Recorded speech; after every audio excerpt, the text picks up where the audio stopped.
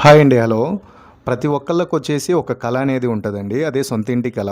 మనకేందంటే rich వాళ్ళకొచ్చేసి ఒక villa రేంజ్‌లో కట్టుకోవాలని, మిడిల్ క్లాస్ అయితే ఒక ఇండిపెండెంట్ హౌసు, పూర్ వాళ్ళైనా గూడా ఒక రేకుల షెడ్ అయినా గూడా మనకు ఒక ప్లానింగ్ అనేది మస్ట్ అండ్ షుడ్ ఉండాలనమాట. ఆ ప్లానింగ్ అనేది లేకుండా కట్టేసామనుకోండి ఎలా పడితే అలా, తర్వాత ఏదో ఒక వెల్త్ అనమాట. అరే! ఇక్కడ ఈ టీవీ యూనిట్ ఉంటే బాగుండేది. ఇక్కడ ఇంకోటి ఉంటే బాగుంటది. అట్లా డిఫరెంట్‌గా ఒక వెల్త్ అనేది అలాగే ఉంటదనమాట. యాక్చువల్లీ మన విషయానికొస్తే ఇది మనం ఇన్‌స్టాల్ చేసింది టర్మీపోర్ పైప్ అంటారు. ఇది మ్యాండేటరీగా కంపల్సరీ ఏపియాలనమాట. ఇది టైల్స్ కన్నా బిఫోర్ అనేది కంపల్సరీ మ్యాండేటరీగా ఏపిచ్చామనుకోండి, మనకక్కడ చెదలనేది రాకోకుండా ఉంటదనమాట.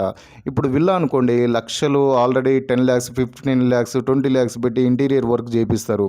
తర్వాత ఈ చెదల కంట్రోల్ అనేది లేకోకుండా ఉందనుకోండి, అక్కడ చెదలు ఫామ్ అయిందంటే ఆ వుడ్ వర్క్ అనేది మొత్తం అంతా ప్యాక్ అయిపోయి ఉంటదనమాట. అక్కడ హోల్స్ పెట్టి చేయాలన్నా కూడా రాదు.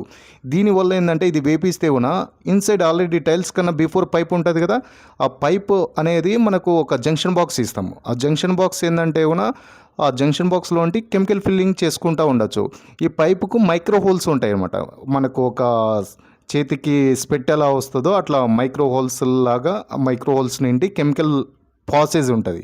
అట్లా మనకు వాల్ ఇన్సైడ్ అన్ని వాల్స్‌కి ఇస్తాం కాబట్టి, అది చెదలనేది ఒకవేళ ఫామ్ అయినా గూడా ఆ కెమికల్ ట్రీట్మెంట్ వల్ల చంపేస్తదనమాట.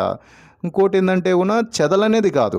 అక్కడ చీమలు గానీ, జెర్రిలు గానీ, ఆ పెస్ట్ ఏదైనా చిన్న చిన్న పురుగులు గానీ ఏవి రావనమాట. Okay friends.